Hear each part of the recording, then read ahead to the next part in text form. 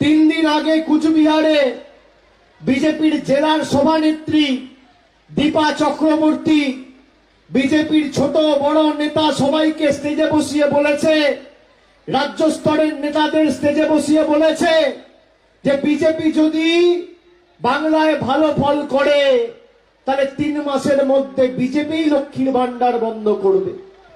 ফলস্বরূপ দেখেছেন কালকে ভোটে কি হয়েছে।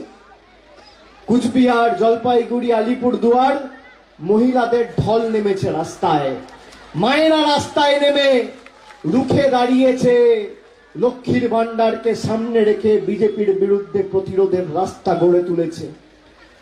গতকাল 3টে লোকসভা নির্বাচনে ভোট হয়েছে, বিজেপি ভোকাটটা 3-0 হতে চলেছে তৃণমূলের পক্ষে।